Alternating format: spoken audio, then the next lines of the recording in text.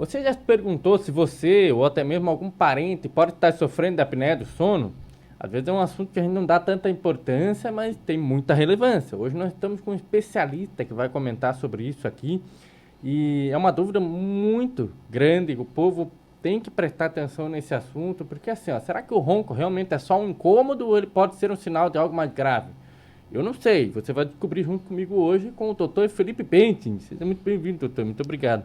Obrigado aí pela oportunidade, né, de a gente estar aqui falando sobre esse assunto tão relevante na prática, né, do dia a dia aí do pneumologista, que é a síndrome, conhecida como síndrome da apneia obstrutiva do sono. Então, antes de falar propriamente dita o que é a doença e como ela se manifesta, eu vou primeiro falar o que é o meu dia a dia do consultório. O que mais eu vejo são problemas até de relacionamento entre os casais, pelo motivo do ronco, certo? Então, eu vejo já muitas, às vezes, quem acaba mandando o paciente consultar acaba sendo a esposa, na grande maioria das vezes, mas o parceiro ou parceira, né?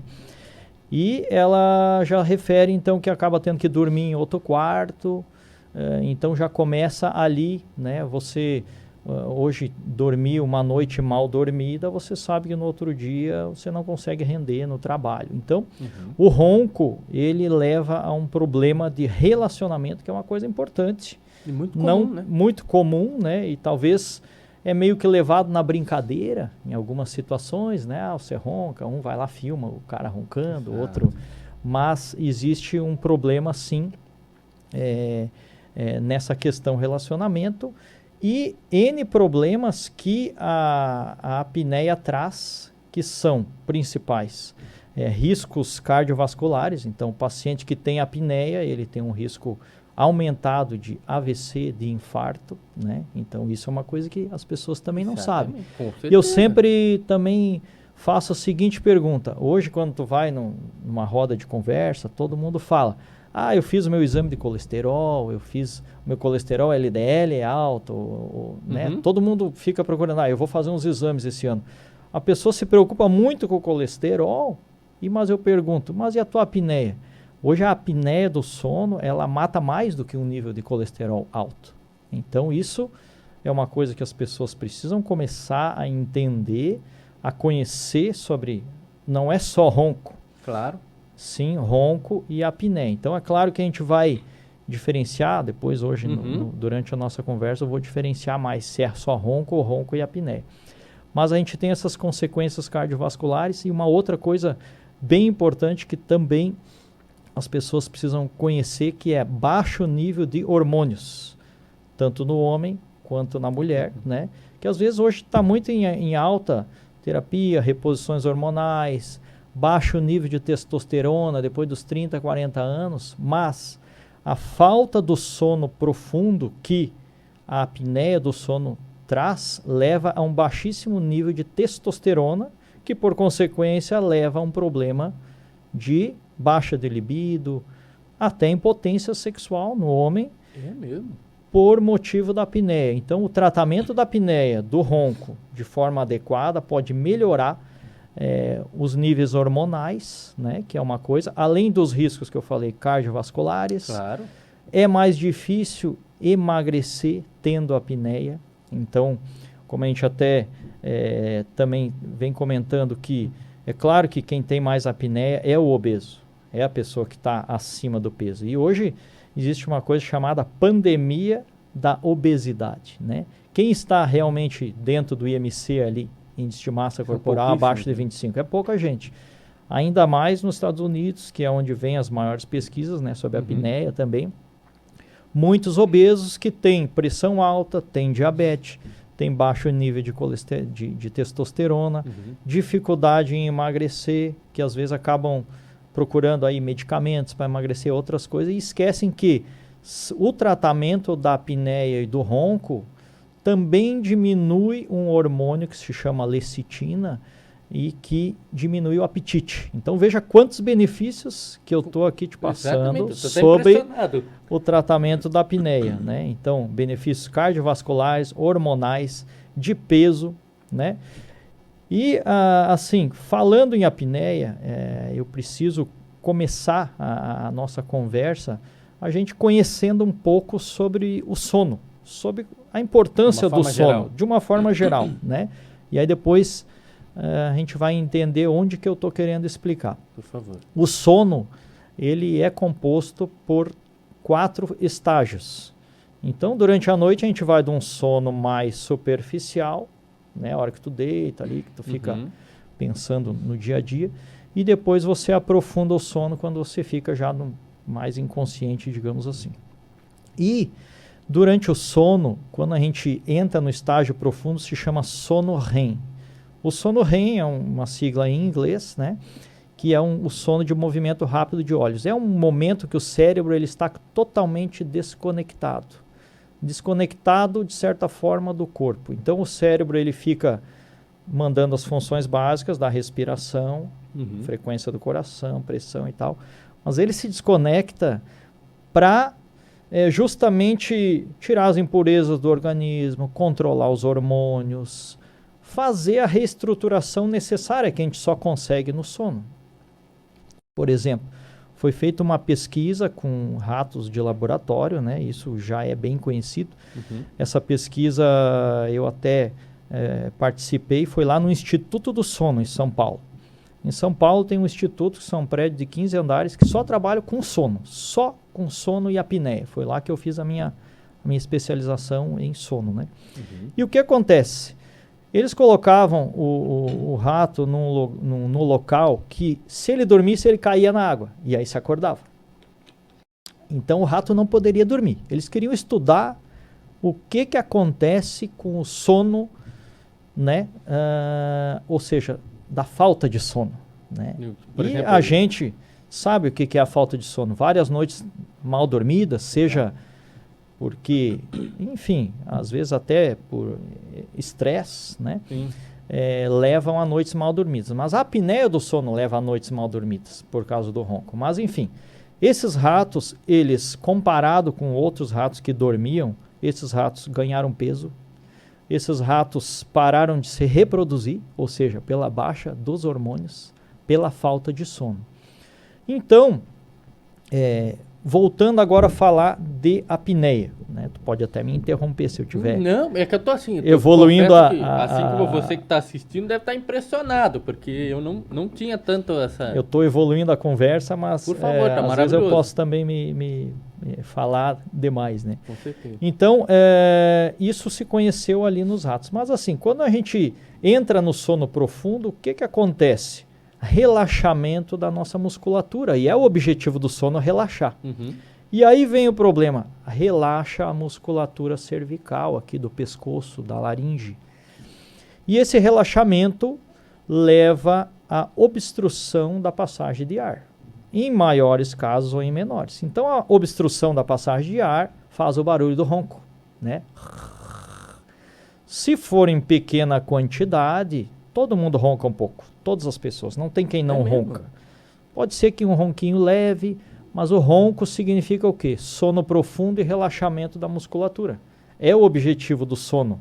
Chegar no sono profundo, que tem todos os benefícios que eu estava comentando, né? Controle do peso, da pressão, do colesterol, até da acidez do sangue, digamos assim, para a gente entender melhor. É lá no sono profundo que o cérebro faz isso. Quando o paciente está roncando demais e aí ele é obeso, sedentário, existe uma frouxidão, de certa forma, na musculatura. O paciente ele tem uma menor força na musculatura. E aí, claro que deitado de barriga para cima, geralmente o obeso ele dorme mais de barriga para cima também, com certeza, devido à parte abdominal. Ele não dorme de barriga para baixo, ele dorme de barriga para cima. Então a postura horizontal junto com essa fraqueza, a obstrução à passagem de ar leva ao ronco em excesso e às paradas respiratórias. Isso é a apneia. A apneia, o termo apneia do sono, ou seja, dormiu, parou de respirar. Mas o grande problema não é só esse. O grande problema é que o paciente para de respirar e baixa a oxigenação do corpo. Então, veja bem, o que o cérebro... Se parar de respirar, ele não chega a acordar. É instantâneo, digamos assim. E tu fez uma pergunta que é essencial. Exatamente, ele se acorda. Ele se acorda porque ele está no sono profundo. Parou de respirar, o cérebro recebe a informação. Baixou o oxigênio, não podemos ficar sem oxigênio. Então se acorde para voltar a respirar. Entendi. Exatamente. Então o paciente que tem apneia, ele tem microdespertares durante a noite. Essa semana eu vi um paciente que ele teve 450 microdespertares. Ele se acordou 450 vezes à noite. Não que ele ficou consciente em todas as vezes. Mas ele saiu do sono profundo para um sono mais superficial. E isso é péssimo para a saúde. Sair do sono REM. Ficar num sono superficial, você não produz os benefícios do sono. Então, o que acontece com esse cérebro, que é como se você, a noite inteira, você dormindo, tu levasse um beliscão. Ou seja, o que vai acontecer no outro dia? Quais são os principais sintomas da apneia do sono? O paciente tem sono durante o dia. Ele senta lá na recepção da clínica, a hora que ele vai me aguardar na recepção, eu chamo ele, ele está assim. Ele dormiu de sono. E aí pode dizer que também, quando você acorda com aquele excesso de cansaço, sabe? Às vezes pode ser isso também. Cansaço durante o dia, sono. O paciente hoje em dia que trabalha muito no computador, ele chega no computador 8 da manhã, quando vê 9h30, ele se pega dormindo na frente de um projeto. Isso eu vejo que os pacientes, eles me referem isso. Então, apneia do sono, ronco, parada de respirar. O próprio cérebro, por um mecanismo de defesa, ele superficializa o sono. E aí a falta do sono REM traz todos os problemas da saúde que as pessoas não conhecem, né? Questões hormonais, que eu falei, cardiovasculares, de diabetes. E é claro que isso está relacionado com o sobrepeso, sedentarismo, falta de atividade física, né? E ainda falando sobre o assunto sono, eu vou falar uma coisa interessante aqui, que o que mais prejudicou a vida do ser humano no contexto sono foi o aparecimento da luz. A luz elétrica. A primeira cidade do mundo que foi ter luz elétrica foi Nova York. A primeira do mundo. Sabe em que ano foi? Rapaz, o senhor me pegou agora. 1850. Ou seja, por 1800 anos nós não tinha luz. Jaraguá do Sul. A primeira luz foi acesa em Jaraguá do Sul em 1930. Não faz 100 anos. O que eu estou querendo dizer com isso? Que o ser humano ele foi acostumado por milhões de anos a dormir a hora que o sol vai embora, 7h30, 8 da noite. E acordar às 5h30 da manhã. Isso foi a milenar. E agora, há menos de 100 anos, a gente está aí com rede social e deitado na cama, no celular. Que é péssimo para o sono e para a saúde. Então, hoje em dia se fala muito de Alzheimer, doença de Alzheimer. A doença de Alzheimer, hoje eu ainda vi uma reportagem que fala assim, antigamente as pessoas tinham até um termo, aquele paciente ainda morreu lúcido. Era bom, né? Ele morreu de outras coisas, morreu da idade. Hoje muitos pacientes morrem com Alzheimer, morre com 60 anos, mas o corpo fica às vezes mais 20 anos e o paciente está desorientado, não conhece a família, não conhece. A apneia do sono também está relacionada com Alzheimer, porque o paciente tem uma qualidade de sono muito ruim, associado a uma noite de sono que começa muito tarde. Milenarmente nós estamos acostumados a dormir às 20 horas.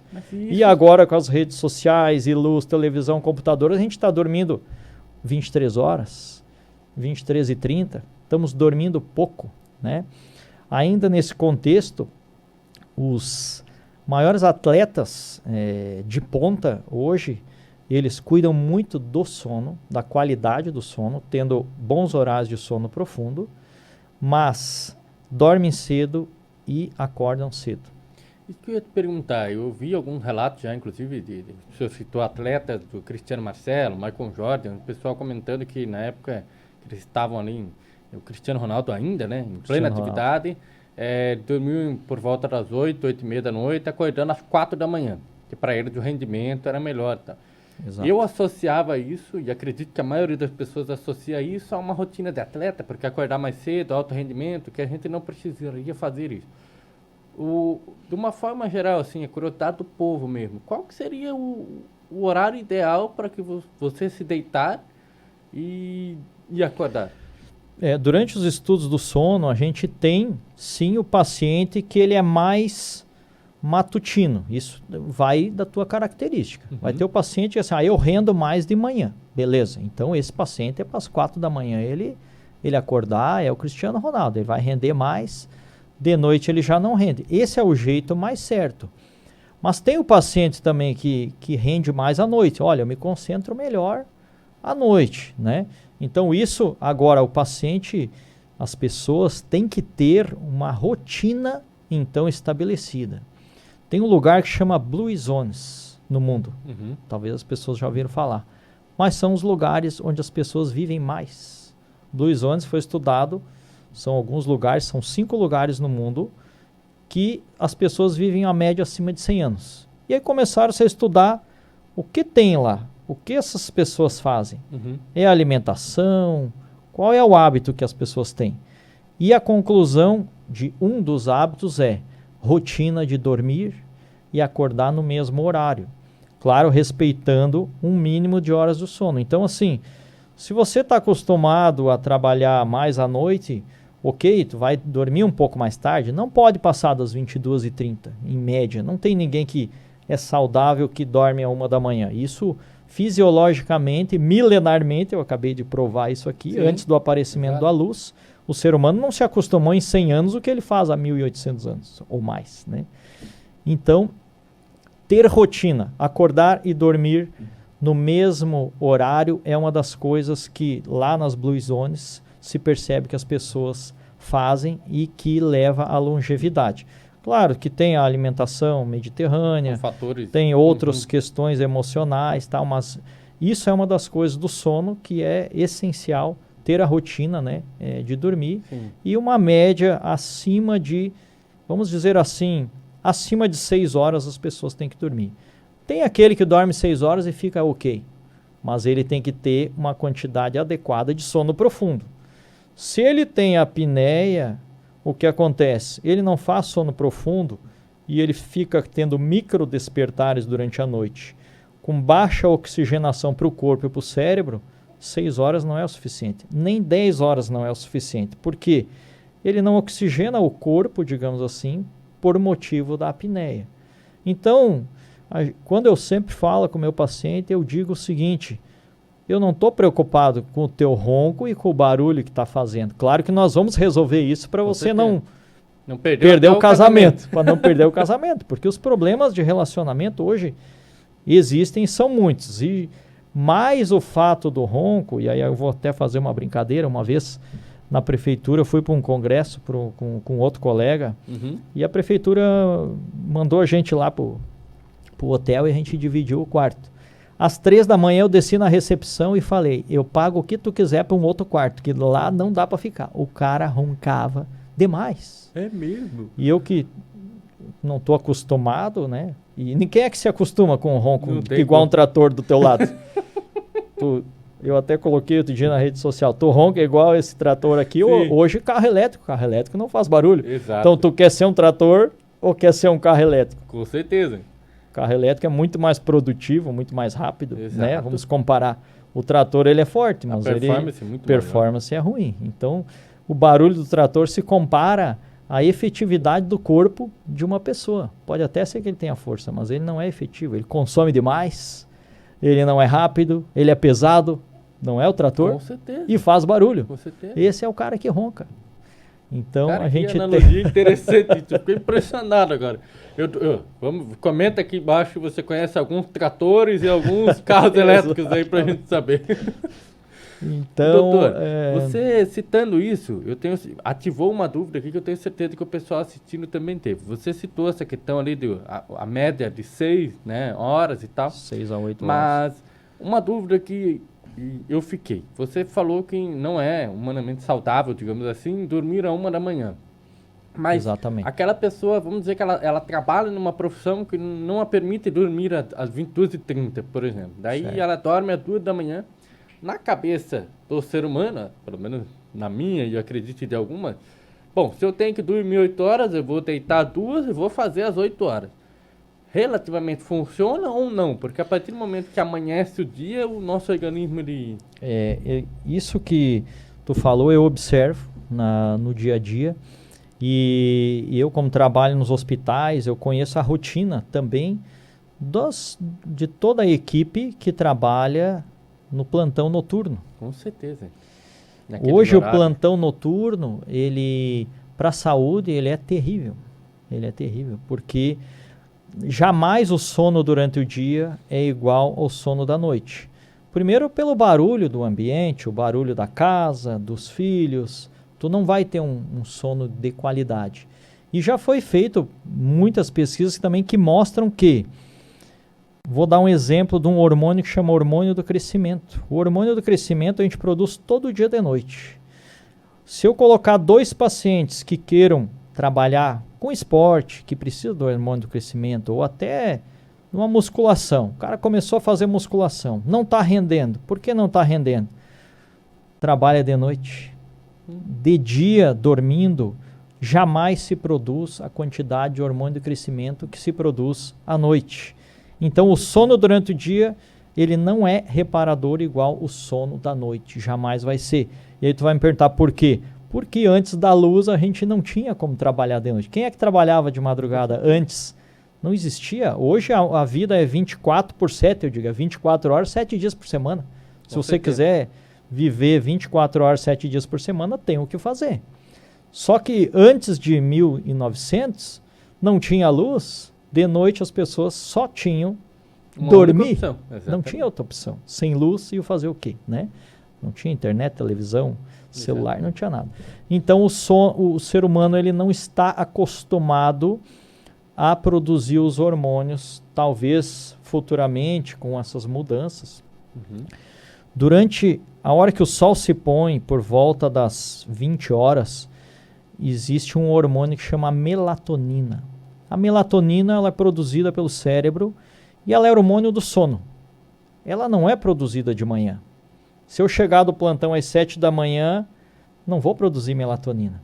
E a melatonina é o hormônio do sono. E aí eu, inclusive, a melatonina hoje ela foi estabelecida no Brasil e liberada, e ela é comprada já de forma simples na farmácia, como uma reposição, assim como uma vitamina qualquer.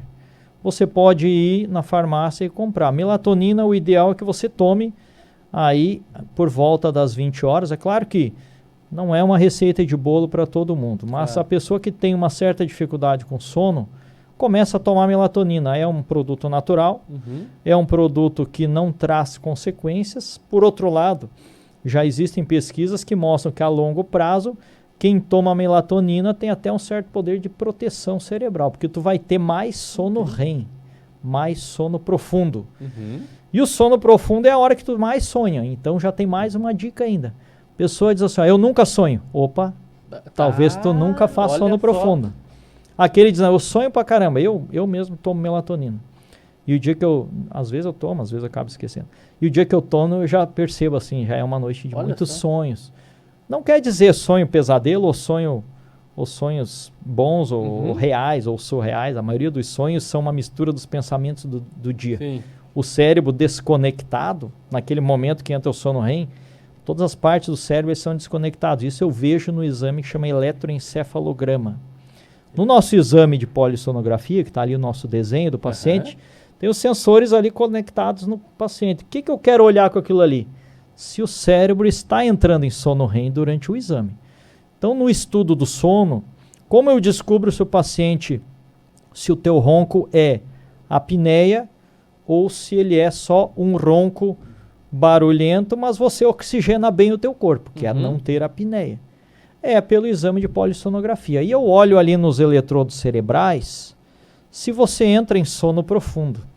Se você fala, opa, tu tá tendo ronco, mas você tá fazendo um sono com uma arquitetura boa, ou seja, tu tem um tanto de sono superficial e um tanto adequado, que é em torno de 30% de sono profundo. Opa, já é um bom sinal. Tua saúde está protegida, teus hormônios estão protegidos, a tua pressão, as tuas coisas. Eu vejo, por exemplo, o cardiologista me encaminha paciente que faz pressão 20/12, 4 horas da manhã. Meu Deus! Por que ele está fazendo essa pressão? Está dormindo, roncando, tendo apneia, baixa a oxigenação no sangue, o corpo está tentando compensar. Sobe a pressão, faz arritmia cardíaca. Tem um exame que se chama Holter, que o cardiologista faz para ver a frequência do coração. 4, 5 da manhã o coração taque e arritmia. Extrasístole, fora do compasso. Por que o paciente às 4 da manhã deitado lá, que era para ser o melhor momento do dia dele, que ele estivesse descansando, ele está sofrendo lá com apneia, roncando, baixando a sua oxigenação, e aí um paciente desse vai morrer muito antes. Tem outra coisa, a apneia do sono sem tratamento, o paciente morre 10 anos antes. Então, por exemplo, você iria pelas tuas genéticas lá, hoje até tem muito exame que já está fazendo quais são as tuas assim, doenças que podem ser prevenidas geneticamente e tal, quais são os cânceres que tu pode vir a ter, já existem algumas pesquisas assim. E aí se você, por exemplo, não está tratando a apneia e não está levando em conta essa doença, só é o ronco, né? A importância, talvez você vai morrer 10 anos antes. Se era para tu chegar nos 70, tu vai chegar nos 60, porque não tratou a apneia, a síndrome. Por isso que é chamado síndrome, porque não é só parar de respirar e roncar. É uma doença multissistêmica que leva a outras doenças. E se 30% da população tem, hoje nós estamos aqui, nossa micro-região tem o quê? Talvez 300, 400 mil pessoas. Veja quantas pessoas têm apneia e não levam em conta e não buscam o exame, que é a polissonografia. Hoje a polissonografia, o paciente vem lá na clínica, eu monto aqueles sensores e o paciente vai para casa, dormir com o aparelho. Isso é Então ele vai dormir na sua casa, no seu conforto, no seu travesseiro.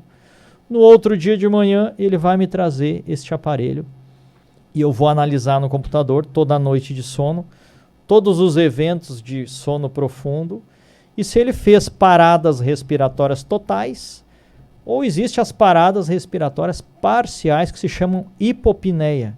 Só que a hipopneia, ela baixa a oxigenação ou ela acorda o paciente. Então tem mais um fato ainda. Aquele paciente que talvez ele diz, não, mas eu não paro de respirar, então eu não tenho apneia. Aí a esposa diz, não, ele não para de respirar. Mas ele respira meio superficial. Opa!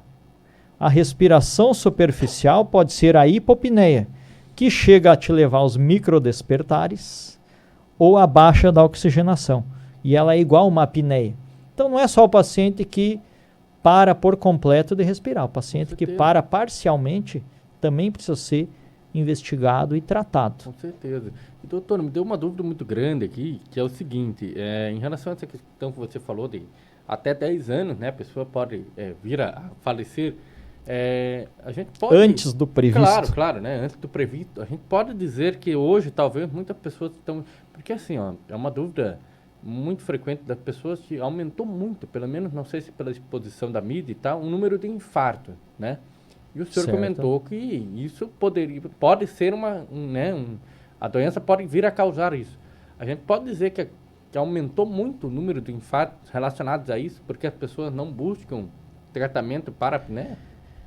Quando a gente considera assim o infarto propriamente dito, né, ou um AVC, seja ele um infarto, um AVC, existem muitos fatores de risco, né? Então, o paciente para infartar, ele é o sedentário, ele tem história genética familiar, ele tem a pressão alta que não trata direito, ele tem o colesterol e ele tem a apneia do sono.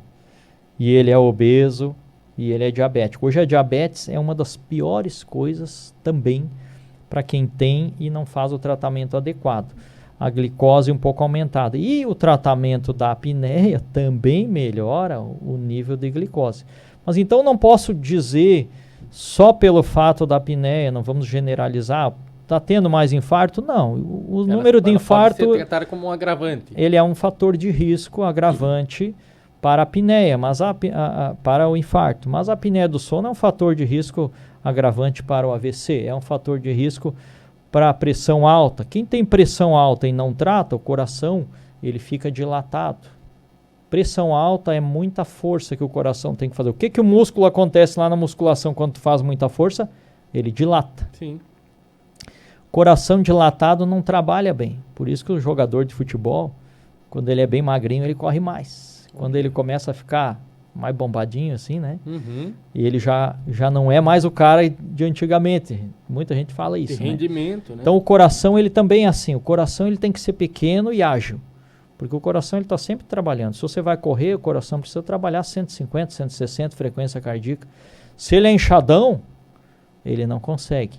A pressão alta leva a um coração dilatado. A miocardiopatia dilatada, a miocardiopatia hipertrófica, que a gente chama. Então, voltando ao assunto, né? A apneia leva a várias complicações cardíacas, neurológicas, hormonais. Voltando a falar a impotência, agora eu vou entrar nesse assunto também. O paciente muitas vezes procura o urologista, começa a tomar medicamentos de vasodilatadores, o famoso azulzinho. Exatamente. Né? Olha só, hein? O paciente começa a tomar os medicamentos derivados da sildenafila, tadalafila, né? Que muitos tomam hoje em dia. Tá na moda agora, Tá né? na moda, né? E sempre há brincadeira com isso. Mas quem sabe, melhorando a arquitetura do teu sono, tratando a apneia, claro que emagrecendo, fazendo atividade física, melhorando aqui a estrutura, aquela gordura que acumula, a famosa papada. A papada também é ruim para o ronco e para a apneia. Mas melhorando todos esses fatores, o paciente talvez melhoraria o seu libido, a sua problemas de impotência. Então tu veja como é que pode a apneia complicar um relacionamento se ela leva a esposa já para o outro quarto e o marido com impotência. Pense a confusão que vai acontecer. Então, voltando a falar sobre isso, né? Então, a apneia leva essas consequências e ela é fator de risco para infarto. Eu acho que a questão infarto, ela às vezes pode estar mais na mídia, mas eu acho que o número de incidência estatística não variou muito, certo? Bem como algumas outras doenças que às vezes são mais faladas porque apareceram, às vezes algum famoso, algum paciente mais conhecido que se acometeu de tal doença, ela é mais falada. Claro. Mas não que a estatística mudou. Agora, as doenças cardiovasculares são uma das que mais matam, sim, o ser humano, né? Depois, então, o tratamento da apneia, ele melhora isso. Com certeza. Sim. E é bom que todas as pessoas façam esse exame para ter uma noção de como é a qualidade de vida, como é a qualidade do sono, né? Porque o que acontece? Pode ter muita pessoa assistindo, inclusive, que está pensando assim, não, acho que eu não tenho apneia, ou até mesmo aquela pessoa que mora sozinho, que daí não consegue ter uma opinião do próximo, né?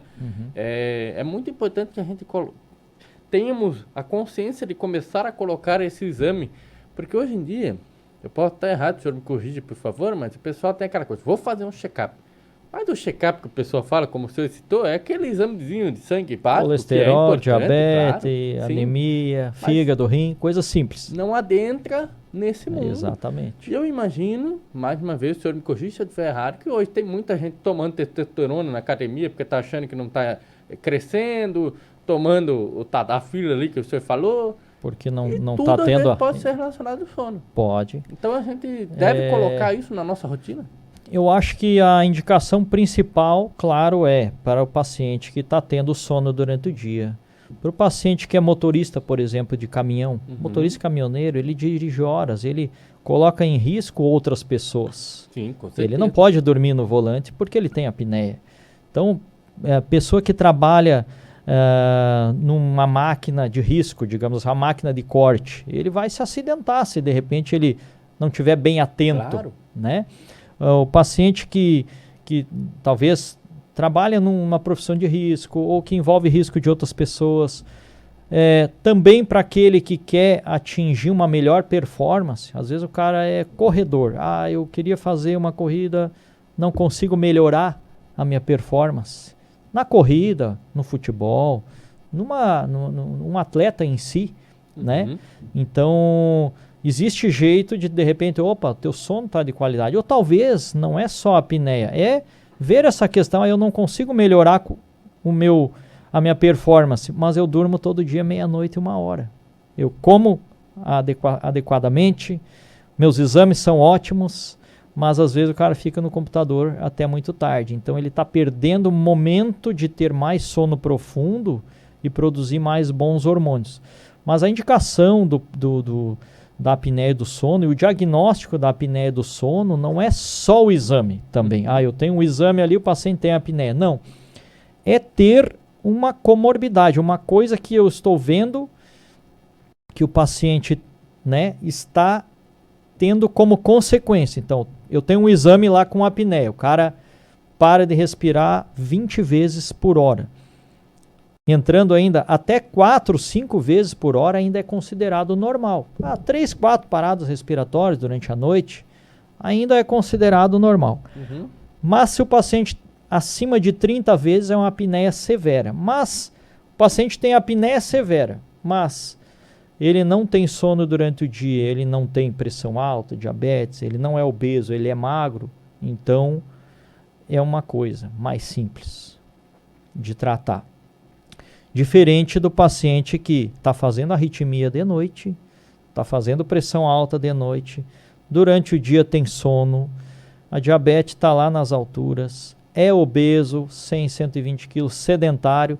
Esse paciente que tem todas essas coisas é uma bomba relógio. Esse paciente ele pode ter um infarto, um AVC, algum problema e vai com certeza viver muito menos.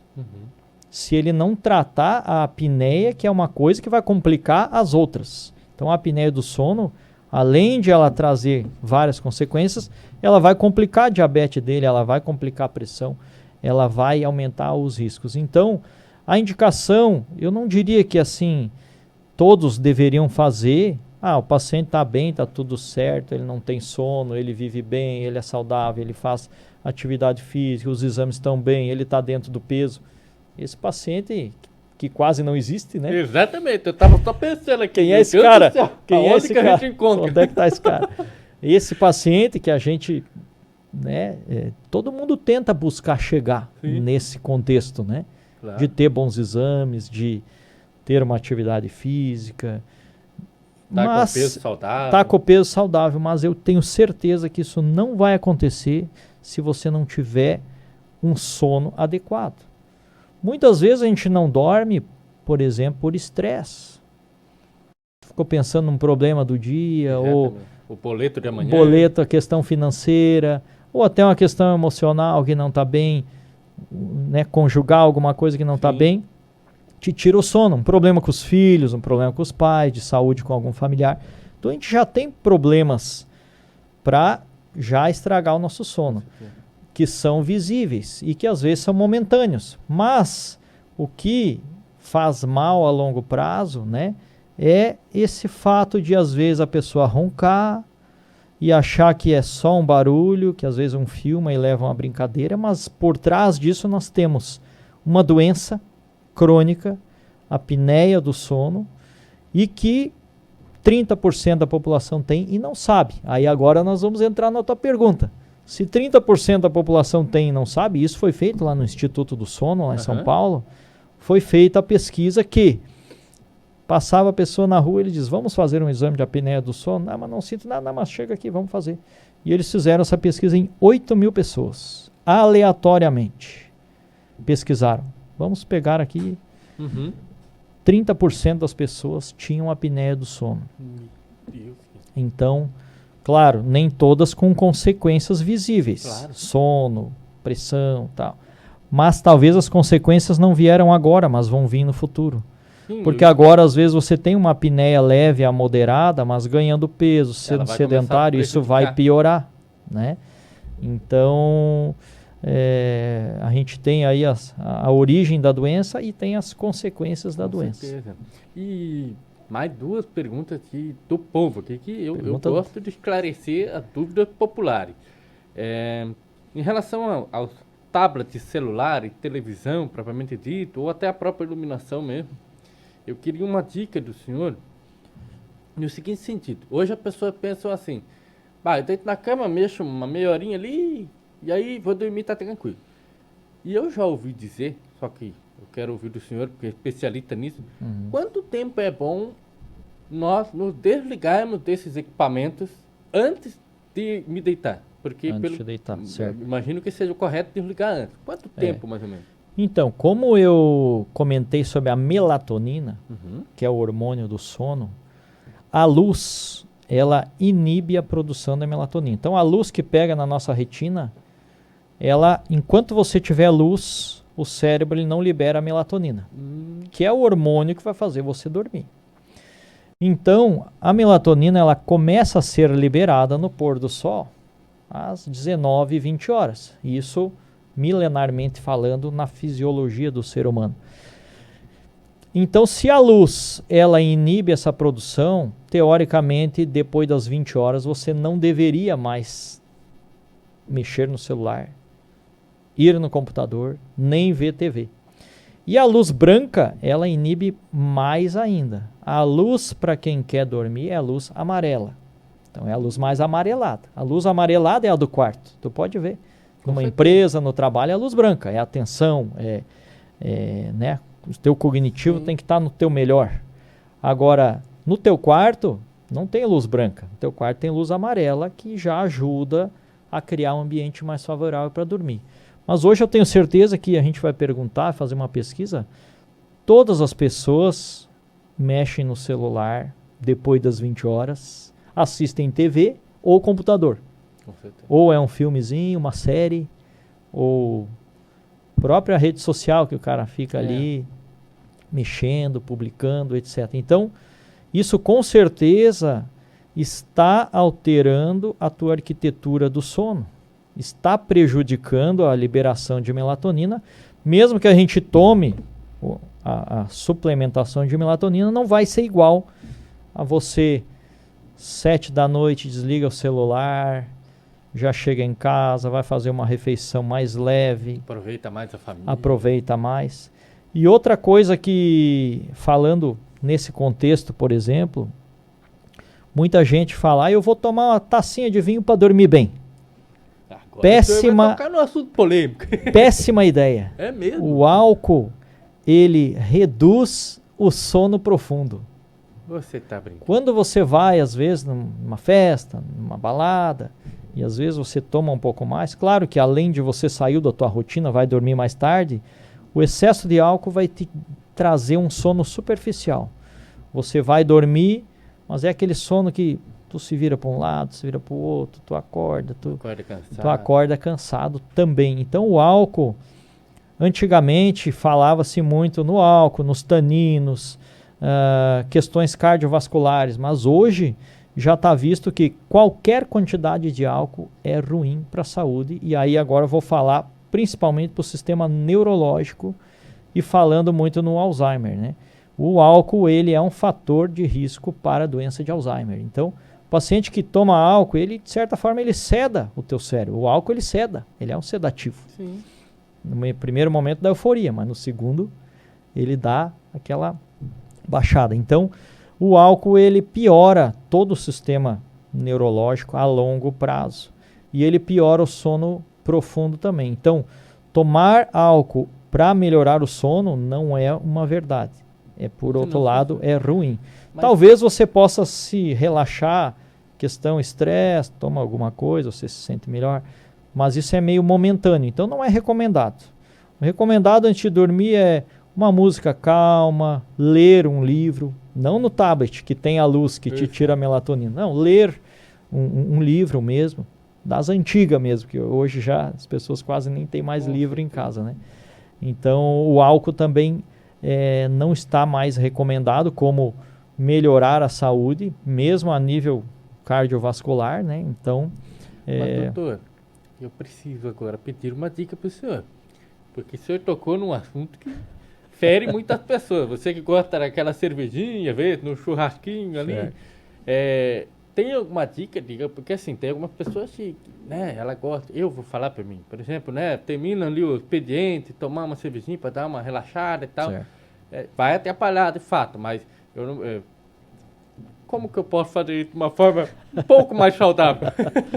Não, eu acho que a vida da gente, eu sempre levo isso para mim, com relação à alimentação, Uhum. ou também álcool, ou também até trabalho, e N coisas. A gente tem que levar uma vida 80% certa, mas 20%, assim, você pode tomar, coloca assim, nos teus dias, 20% você possa fazer isso. Se dá o luxo. Se você, 80% das vezes você está tentando, pelo menos buscando uma alimentação saudável, buscando evitar o álcool. Agora, se você tomar todo dia, não tem como chegar nessa conta, né, de 20%. Exatamente, não fecha. Então, a gente tem que tentar levar a nossa dieta também nessa forma. Então, o álcool ele entra como a questão da dieta também. Claro. Então, durante a semana, você 4 a 5 dias tente evitar o álcool. E aí, às vezes, com moderação, né, você entra aí mais no final de semana, ou então a própria alimentação. E agora eu vou entrar numa outra questão também que nem é muito assunto, que é a alimentação. Hoje, a nível de suplemento, às vezes, as pessoas comem muito porque está na hora de comer. Nem sempre você está comendo. Então, de repente, o paciente foi no rodízio de pizza ontem à noite, que eu já nem recomendo, mas digamos que você foi. No outro dia de manhã, você não precisaria tomar café da manhã, porque você toma. Olha quanto combustível tu colocou no teu corpo ontem à noite. Sim. Mas de manhã tu vai lá e toma café. Então, tu não tem como fechar essa conta 80-20. Então, se você exagerou demais lá, agora pule 2 refeições. Você pode fazer isso. Teu organismo vai estar dentro do conceito hoje também do jejum intermitente, digamos assim. Sim. Você ter um pouco mais de rotina para fechar essa conta. Quando você exagera demais lá, você reduz um pouco aqui. Se você já reduziu bastante, por exemplo, você passou a semana, trabalho, chegou fim de semana, você vai se dar alguns luxos alimentares e de repente até com alguma questão, uma cervejinha, tu vai num evento também, tu não vai chegar lá e dizer, não, eu não bebo nada, não faço também. Não. Existe uma questão social que com limitação pode até fazer bem, porque o emocional da gente também previne doenças. Você tem que estar bem emocionalmente para você prevenir doenças. Mas tratar também a síndrome da apneia do sono. Se você está roncando demais, tem que investigar. Com certeza, mas uma dica para você, também não adianta, né, fazer essa conta do 80-20 e no dia que tu for beber, você beber demais, né, tem que ter o controle. Aí para fechar a conta, depois vai uns 2 meses sem tomar nada. Vai ficar negativo. Para fechar a conta. Eu tenho uma dúvida também, que é o seguinte, relacionada ao ronco, né, às vezes ela pode ser, claro, vai ter que investigar. Mas assim, o pessoal costuma falar, principalmente as namoradas e as esposas, elas tentam de tudo, né? Tem aquela coisa de colocar um travesseirinho para a pessoa dormir um pouco mais elevada, tentar virar de lado para parar de roncar. Existe alguma coisa que possa ser feito para diminuir os efeitos até ela conseguir buscar o tratamento e tal? Sim, por exemplo, dentro dos conceitos de tratamento de apneia, o ideal seria que você dormisse de lado, né? Lateral direito é a melhor conchinha. É a melhor conchinha, E existe tinha uma espécie de um colete que você tem uma bola aqui atrás. E o que esse colete faz? Você dorme, você bota esse coletezinho ali, ele é confortável. E o que ele tem só? Ele tem uma bola ali atrás, uma bola de tênis ali atrás. Uhum. O que acontece? A hora que o paciente vira assim, opa, não dá. E aí ele se ajeita de lado. Opa, virou assim, daí inconsciente mesmo, dormindo, né? Uhum. Opa, não deu, virou para o outro lado. Virou de barriga para baixo. Ele nunca fica na posição supino, que é barriga para cima, que realmente é quando dá mais apneia e mais ronco. E seria uma das questões para o paciente que tem uma apneia muito leve e ele tem muito ronco. E aí se identifica lá no exame, eu também consigo identificar lá na polissonografia, qual é o momento que ele ronca mais. Opa, tu ronca só deitado de barriga para cima e a tua apneia é leve. Opa, então aí o colete está indicado para o paciente que faz esse tipo de apneia. Então ele vai se acostumar e depois de um tempo que ele usa o colete, vamos dizer assim, 2 meses, ele não dorme mais de barriga para baixo, porque o cérebro dele já se adaptou. Se eu dormir assim, vai ser desconforto. Então ele dorme de lado, ele automaticamente já vira para o outro lado. Então não é um colete que a pessoa vai usar a vida toda. Só que quem não quiser investir no colete, também tu amarra na camiseta uma bola de tênis. Com certeza, sempre tem aquela, né, o método MacGyver. Exato. Tu pega a MacGyver, amarra ali a bola de tênis ou alguma substância que te incomode, tu não vai ficar. Então já vai ficar essa dica hoje à noite, quem assistir aqui, já pega o pijama do marido e diz, vem aqui que agora eu achei a solução. Costura ali a bolinha de tênis. Olha só. E o cara não vai mais ficar de barriga para cima. E vai, de certa forma, não vai tratar a apneia. Claro. Porque a pessoa que ronca e tem muita flacidez aqui na orofaringe, ela vai acabar tendo a apneia até de lado também. Tem gente que ronca sentado. Meu Deus. Tem paciente que para de respirar sentado. Ele já até está dormindo com 4 travesseiros, já para tentar minimizar essa situação, mas esse paciente ele acaba roncando até sentado. Então não vai adiantar a gente fazer, mas é uma solução. Com certeza, olha, uma baita dica para você, mas claro que também busque realizar o exame ali. O exame, a investigação, polissonografia. Porque a Então, polissonografia são várias questões nesse exame, além das ondas cerebrais, a respiração, eu consigo com uma cinta no tórax olhar quanto esforço o paciente está fazendo, porque às vezes tranca aqui, ó, e aí começa... O paciente começa a fazer esforço, e por essa cinta aqui eu consigo olhar. E eu consigo ver também por um sensor que é colocado na perna, às vezes aquele paciente que se bate demais à noite. Então o que acontece? O cérebro acaba chutando a esposa pra chuta fora muito da a esposa. Então tu vai olhar, meu marido não tem apneia, mas ele se bate a noite inteira. Ele vira para um lado, vira para o outro, vira para o lado. O que é isso aí? Falta de oxigênio cerebral por motivo da apneia. E aí o que acontece? O cérebro, quando ele dá aquele micro despertar, o paciente se mexe. Se mexe para o outro lado, mexe a perna, mexe para o outro.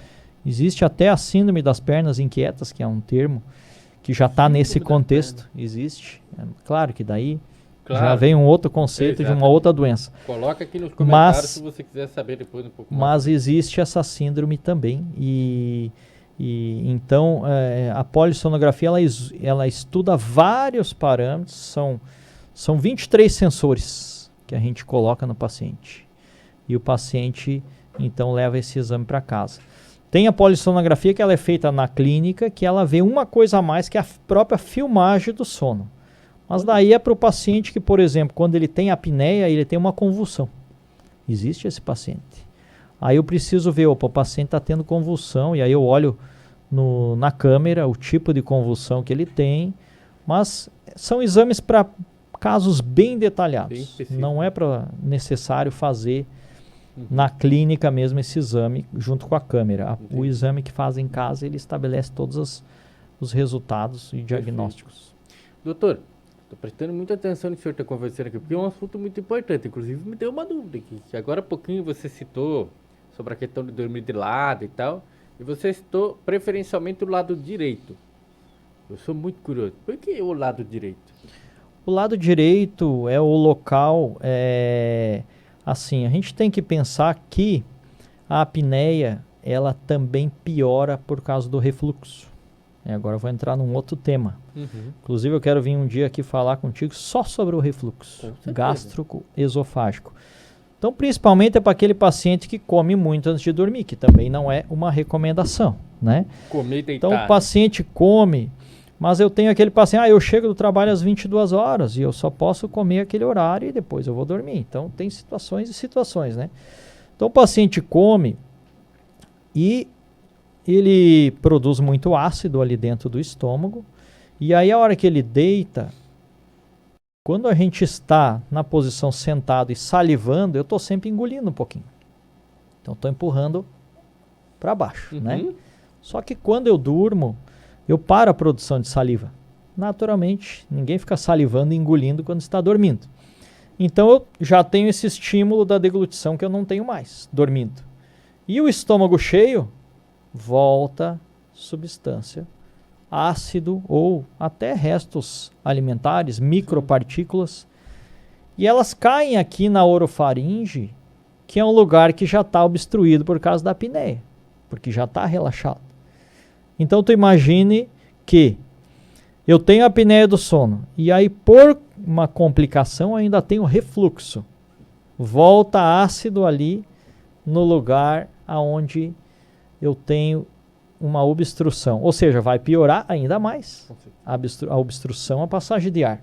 Então, o refluxo gástrico esofágico é uma doença também muito comum, leva a complicações respiratórias, o paciente aspira, às vezes faz uma pneumonia por causa do refluxo.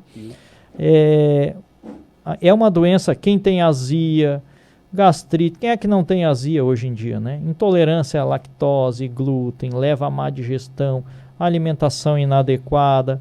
N questões fazem o paciente ter refluxo. E o refluxo piora a apneia. E dormir do lado direito ou do lado esquerdo são as posições que dão um pouco menos o refluxo. Porque aí a comida ela fica mais alojada lateralmente. Entendi. Se o paciente dorme de barriga para cima, dá mais refluxo. Se dormir de barriga para baixo, apertando a barriga, dá mais refluxo ainda. Então, o refluxo também é uma doença que eu estudo muito lá na clínica com exames, porque o refluxo ele traz complicações respiratórias. Eu tenho um paciente que vem consultar comigo com tosse crônica e que não se acha nada no pulmão e a causa da tosse é refluxo. E isso é uma coisa que acontece em 30% dos pacientes que vêm consultar comigo. O paciente vem, eu estou com uma tosse há mais de 3 meses.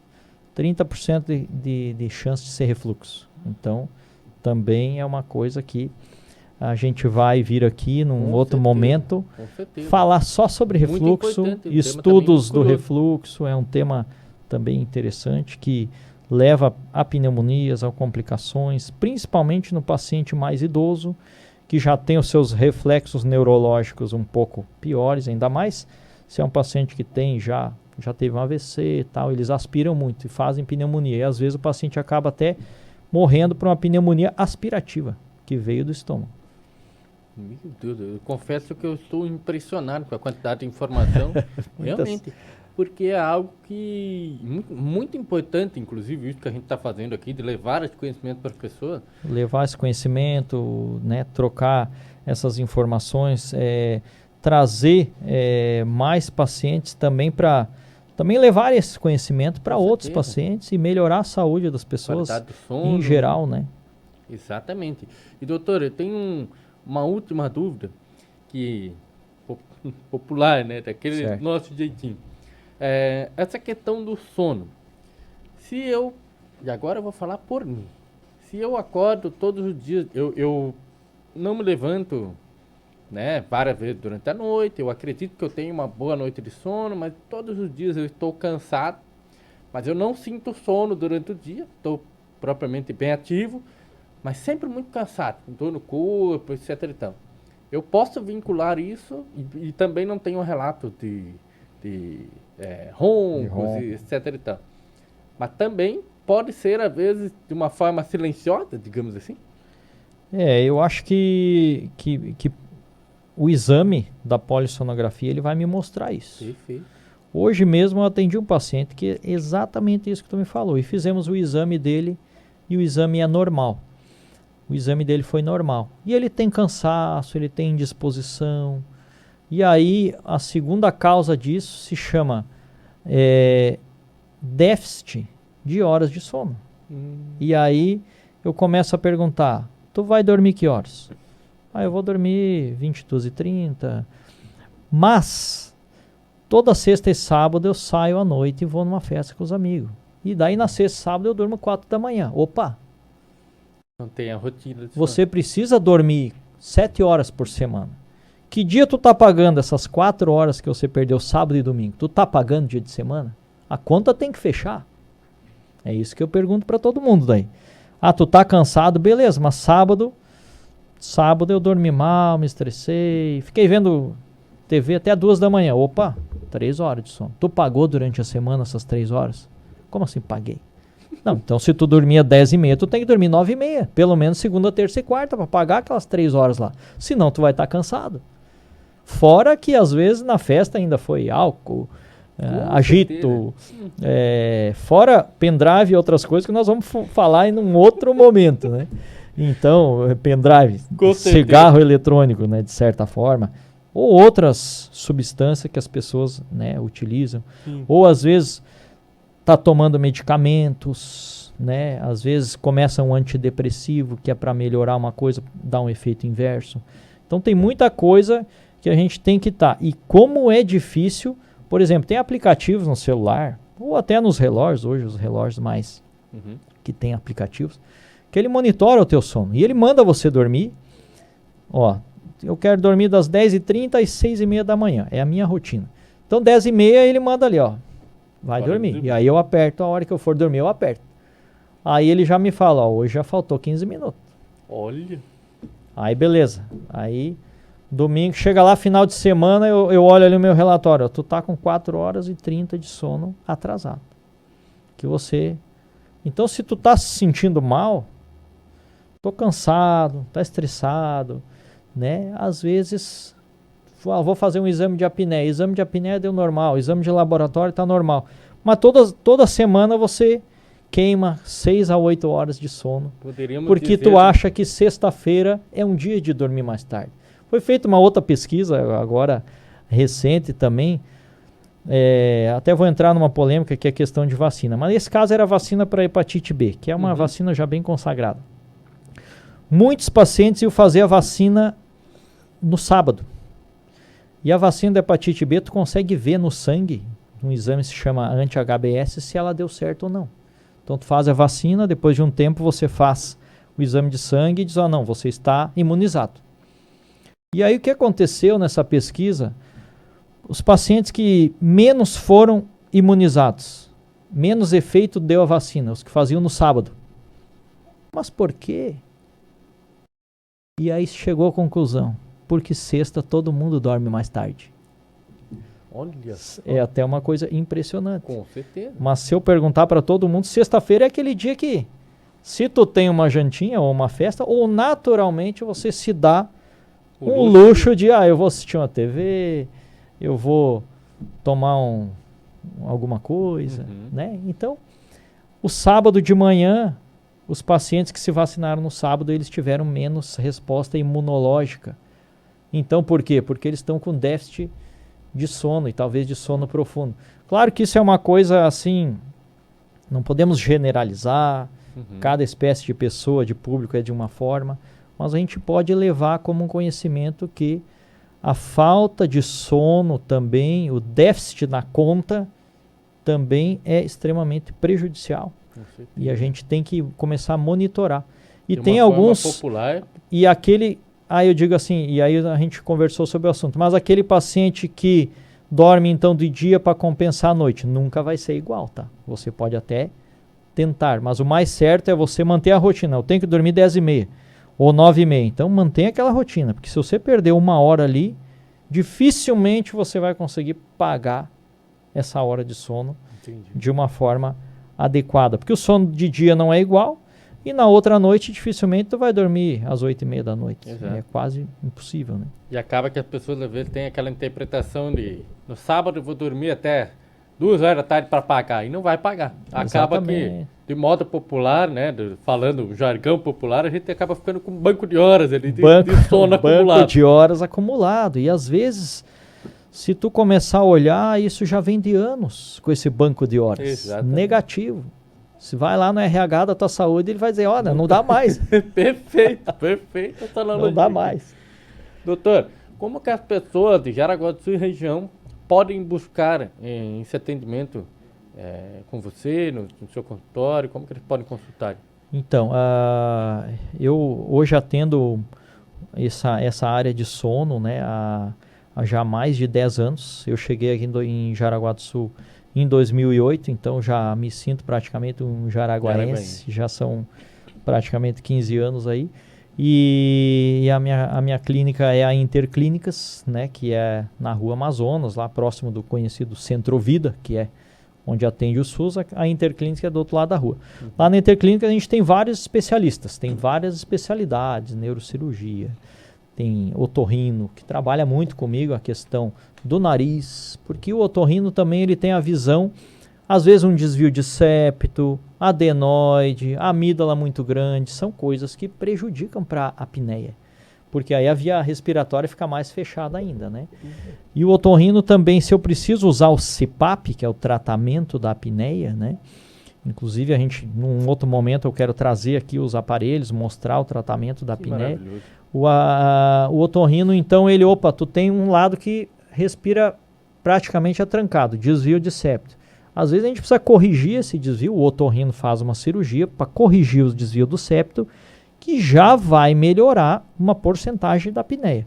E que vai me facilitar também usar o CPAP, que é uma máscara que é colocada no nariz, que ela corrige o ronco 100% e a apneia. Então eu tenho lá o otorrino, que trabalha já junto com a gente. Tem outras especialidades, infectologista, o urologista, que também avalia essas questões hormonais. Mas claro, todos os médicos, eles trabalham nas especialidades deles e às vezes em conjunto nessa questão. Eu trabalho com toda a área da pneumologia, tabagismo, enfisema, pneumonias, tosse. Uma das maiores queixas do meu consultório é a tosse. O paciente que vem mais consultar é a tosse. E os exames da apneia, hoje eu tenho 2 técnicas especializadas em apneia, uma fisioterapeuta que também é especializada em apneia. Então, à noite o paciente vem, a gente monta o aparelho com esses sensores, o paciente vai para casa dormir no seu ambiente que está acostumado. No outro dia ele vai me trazer o aparelho e a gente vai analisar as fases do sono, a arquitetura do sono, quantas vezes ele para de respirar total ou parcialmente, se ele está baixando a oxigenação do corpo ou não, e vamos avaliar se ele tem o contexto de apneia. Então é na rua lá Amazonas, né, número 75, lá na Interclínicas, o telefone é 3275-9100, pode falar, tem o WhatsApp que também já pode ser marcado o exame. Claro. O paciente pode marcar direto o exame. Hoje o que eu mais recebo são as indicações de exame do cardiologista, do otorrino, do psiquiatra, pacientes com depressão, de difícil tratamento, apneia do sono. O paciente tem ronco, tem apneia, não consegue melhorar a liberação de bons hormônios cerebrais, mesmo à base de antidepressivos. Apneia severa, trata a apneia, o paciente melhora as crises, até outras doenças psiquiátricas, esquizofrenia, mania, maníaco-depressivo, doenças mais graves psiquiátricas, que às vezes o paciente é mais obeso, porque os medicamentos, às vezes psiquiátricos, também fazem o paciente comer mais.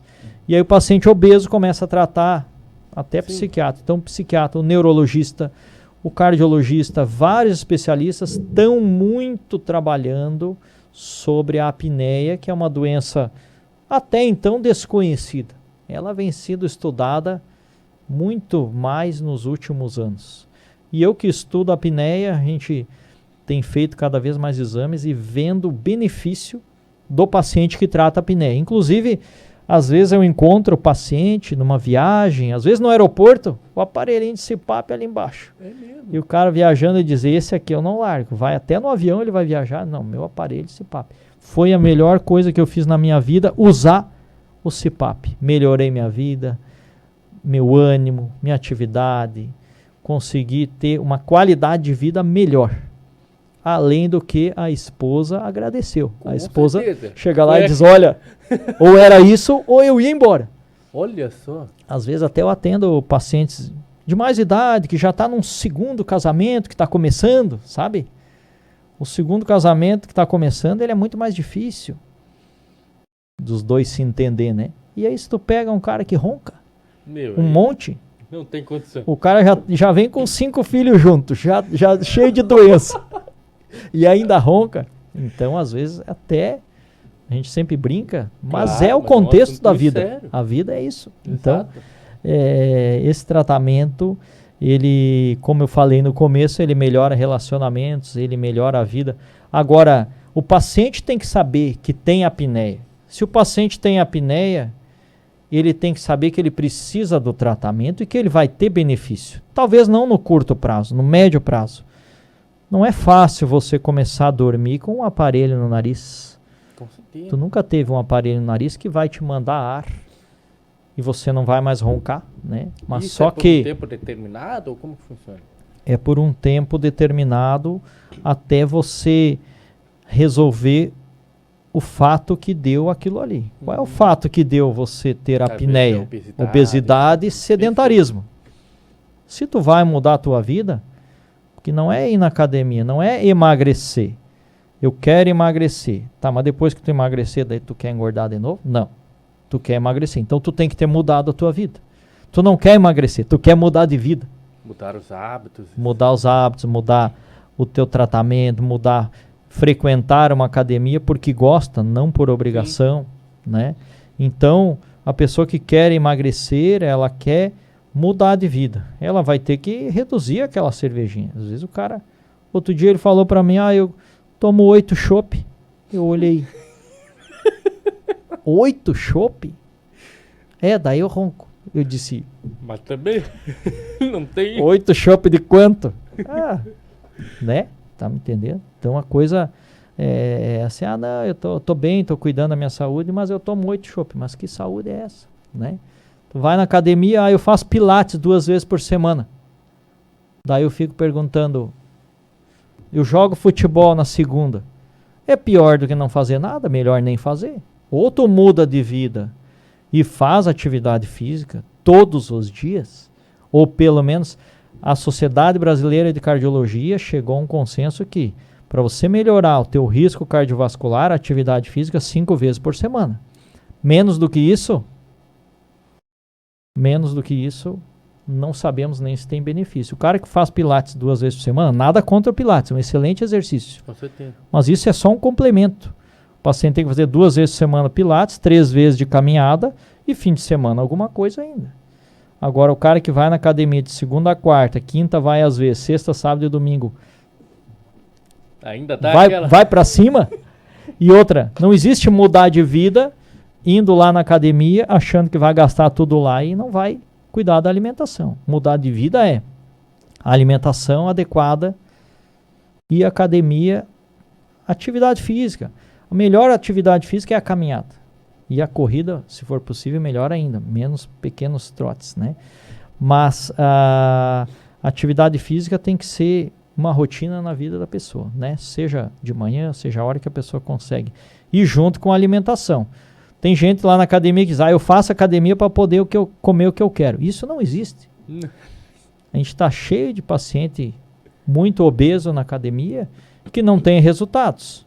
Porque come o que quer e porque ronca e tem apneia. Meu Deus. Olha, doutor, eu vou confessar para você que eu fiquei impressionado e preocupado depois desse bate-papo, porque eu preciso mudar as minhas rotinas, realmente. Olha aí, já pegamos um paciente aqui então. Com certeza, com certeza. Eu assumo em público que as minhas rotinas são todas erradas no quesito de alimentação. Mas eu sempre digo, vamos tentar chegar no 80-20. Claro. Ou no 70-30, né? Só que no dia a dia, passo a passo. Se tu começar a notar, tu vai ver que a vida da gente, às vezes, tu faz 50-50. Cuida 50% e 80% não cuida, né? Sempre num dia tu dá um dia eu tenho uma festinha, um dia eu tenho aniversário, outro dia eu não fui na academia porque eu estava cansado, outro dia eu tinha trabalho, outro dia quando vê tu pagou 30 dias de academia e foi 4, 5. Com certeza. Né? Entre outras que eu coisas. esteja nessa estatística. E não apenas só pela rotina de alimentação, mas propriamente dito, e me preocupou muito, inclusive, essa questão das mídias, né? Do celular e da televisão. Tá? Porque nós que vivenciamos essa realidade de trabalhar com as mídias, eu tenho um costume, se eu capaz até do senhor cair da cadeira agora, porque, por exemplo, assim, às vezes acaba que eu acordo de madrugada, eu já deito na cama com o celular, que é para estar antenado daquilo que está acontecendo, desligo para dormir. Consequentemente eu demoro. E acredito que é a realidade de muitos aí, hein? Ó, presta atenção. Exatamente. E aí, demora para dormir porque não produziu a melatonina que a gente conversou. E foi o que a gente aprendeu aqui. E pior, que às vezes daí de madrugada a gente sente aquela vontade, né, de urinar ali e tal, eu levanto, eu deito e pego o celular para ver se alguém mandou alguma coisa. Já liberou aquela luz, já acabou com a tua, né, o teu sistema. Já ter que acordar, né, é uma coisa normal, né? E aí eu vou entrar na questão do idoso.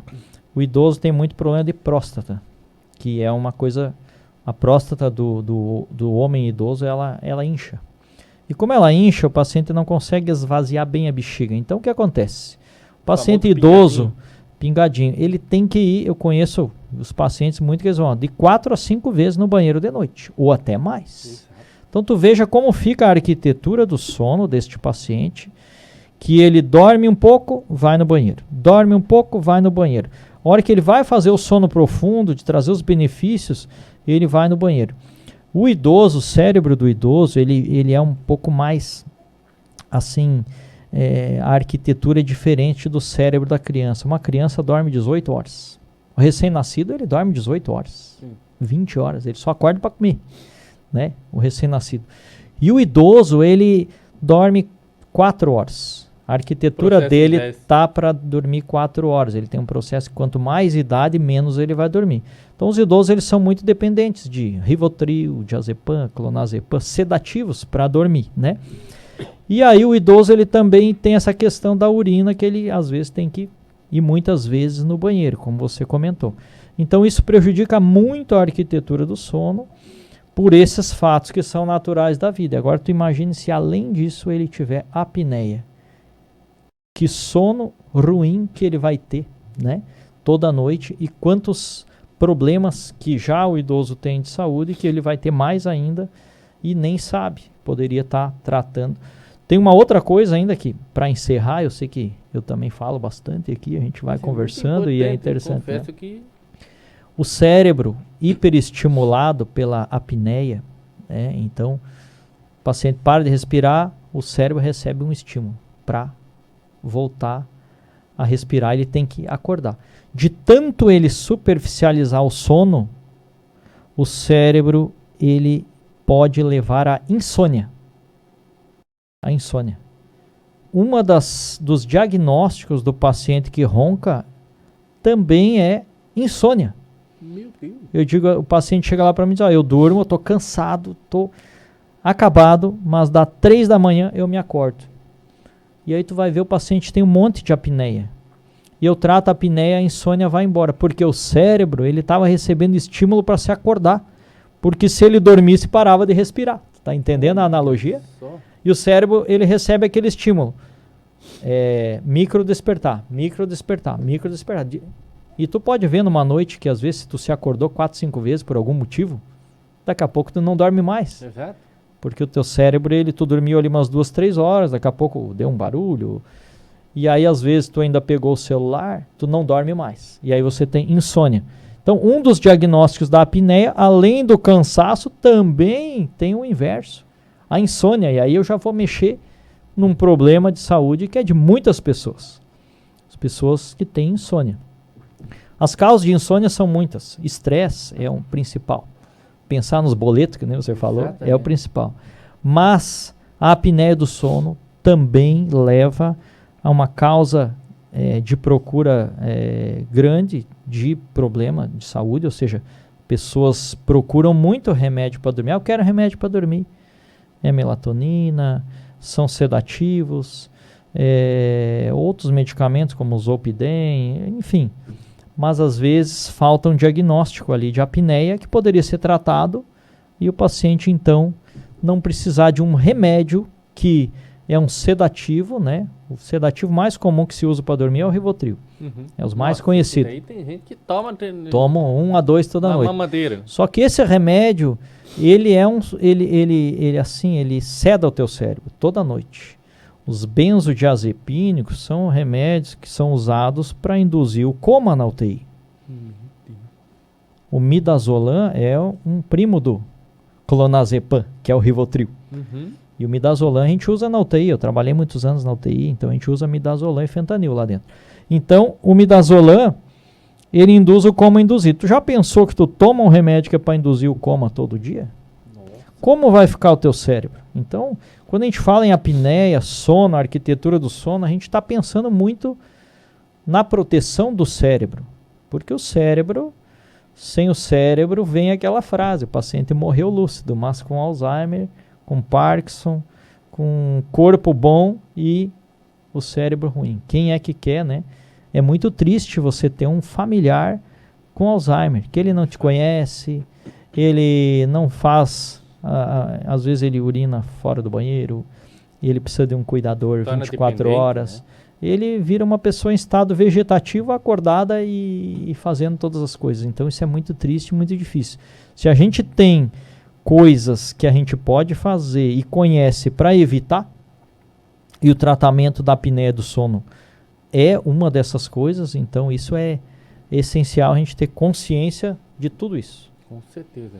Doutor, eu agradeço demais a sua participação e principalmente essa sua atitude de trazer esse conhecimento a público de uma forma tão leve e tão simples, porque eu vejo, é um assunto muito sério, muitas pessoas não têm conhecimento e da forma como nós tratamos isso aqui, é impossível que alguém não tenha entendido a importância de ter um bom sono, né? Certo. Então, inclusive, fica a dica para você, comece a olhar os sintomas, todos esses que o doutor citou aqui, até mesmo seu parceiro, a sua parceira, comecem a anotar qualquer tipo de sintoma daqueles que o doutor citou aqui e busque investigar, porque a gente está falando de algo muito sério, não é, doutor? Exatamente. E aí eu também agradeço aí a oportunidade, a gente está aí conversando. Estaremos aqui futuramente em novos assuntos, né? Com certeza. E ficamos aí à disposição para estar avaliando cada caso em especial a nível de consultório, né? O paciente vem, a gente vai avaliar todas essas condições de saúde. Eu sempre, quando o paciente vem consultar e fala em apneia, a primeira coisa que eu pergunto, que horas você vai dormir, que horas você levanta? Eu preciso saber desse contexto, né? O paciente me diz, olha, eu trabalho no terceiro turno, turnos alternados, eu durmo um pouco de manhã, um pouco de tarde. Então ali eu já vi que a conta do sono já não está batendo. Já não está fechando. Então a gente avalia sempre o histórico do paciente, os medicamentos que a pessoa está usando, se está usando remédio para dormir, se está, o que a gente pode melhorar nesse contexto, além de a gente fazer o exame. Se for uma apneia leve, o tratamento, além das medidas do dia a dia, de atividade e alimentação, que são difíceis também de mudar a rotina, mas a gente tem o tratamento que o dentista faz, que é com uma prótese na via aérea, a gente vai comentar futuramente, mas que deixa a boca um pouco mais para frente, e aí o paciente ronca menos e elimina o problema do ronco. E se a apneia é severa e precisa do uso do CPAP, a gente tem os aparelhos. Eu empresto um aparelho para o paciente levar para casa 3 noites e eu faço um teste. Tu tem apneia, agora você vai fazer um teste com o aparelho. Tu vai dormir 3 noites com esse aparelho e vai trazer aqui para mim. No próprio aparelho eu consigo analisar como foram as apneias dele, se o aparelho corrigiu as apneias. Ele vai me dar um feedback, olha, eu usei o aparelho, a máscara, me adaptei, vou conseguir, né?